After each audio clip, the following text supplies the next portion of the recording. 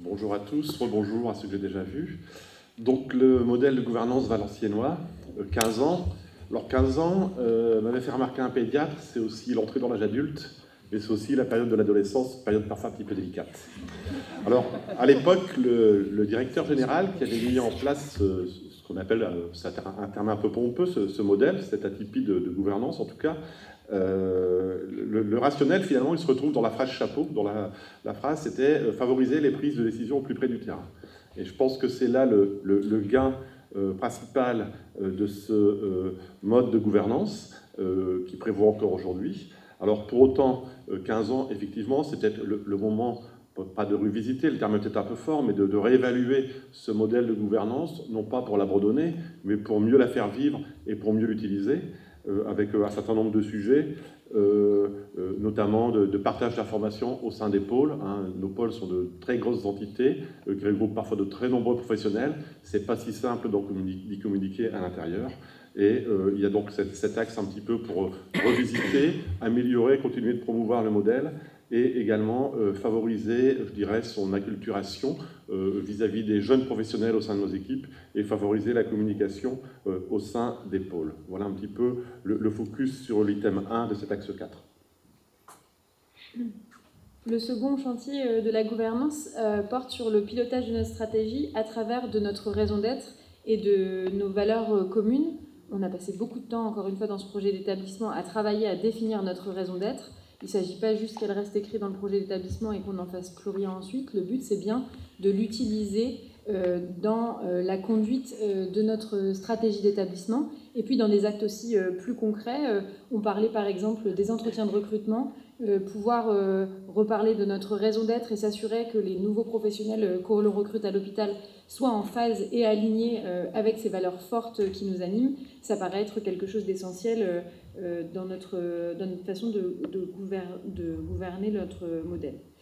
Et puis, la définition de nos valeurs partagées, ça vient en déclinaison de cette raison d'être. Et là aussi, l'idée, c'est d'avoir un socle de valeurs communes, pas pléthorique, mais qui soit choisi et dûment choisi, pour ensuite être décliné et être vécu et connaître une réalité pratique dans la vie institutionnelle de notre établissement. Alors sur le point numéro 3 de cet axe 4, c'était un petit peu la notion de transversalité. Donc, il est vrai que le système polaire tel que vous le connaissez est un système assez vertical, en silo. Bon, je n'aime pas trop ce terme, c'est souvent un terme qui est utilisé par les détracteurs, mais il est vrai que chaque pôle sont considérés un peu comme des filiales d'une entité hospitalière.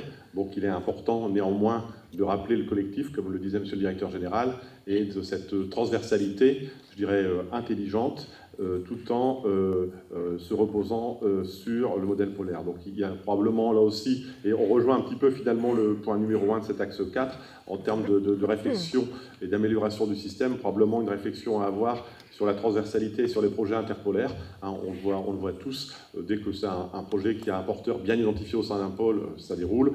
Parfois c'est un peu plus complexe sur les projets interpolaires, donc il y a là probablement un petit sujet à améliorer.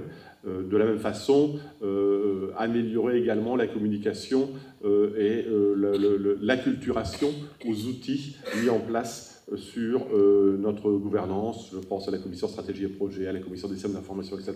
Tous ces outils qui ont le mérite d'exister et de plutôt bien fonctionner doivent être aussi peut-être faire part d'une bonne communication, d'une bonne appropriation par l'ensemble des acteurs, dont certains sont plus jeunes et n'étaient pas forcément là à la mise en place du modèle. Voilà. Et dernier chantier et non des moindres de ce quatrième axe, apporter à nos professionnels des outils de management adaptés à leurs besoins. Alors, il y a plusieurs choses dans ce chantier. Bien sûr, il y a des formations managériales d'un très bon niveau que vous avez suivies pour la plupart d'entre vous au sein de l'établissement. L'idée, c'est alors d'abord de faire le choix de poursuivre la démarche ligne qui a déjà été engagée depuis quelques années dans cet établissement et de l'approfondir. C'est aussi d'avoir l'ambition de créer une école du management en lien avec l'Université de Valenciennes notamment, qui permettent en fait d'avoir une offre de formation en santé qui concerne nos managers paramédicaux, mais pas seulement, tous les types de managers, que ce soit administratifs, techniques et logistiques, afin d'avoir une boîte à outils et une offre de formation commune en interne et qu'on puisse aussi diffuser à l'échelle du territoire. Petit mot de conclusion, si on a encore quelques secondes. Donc c'est un système de gouvernance, on y est globalement tous attachés. Bon, parce qu'on pense qu'il a fait preuve de son efficacité, même s'il est nécessaire de le réévaluer et de le revisiter pour le rendre encore plus performant.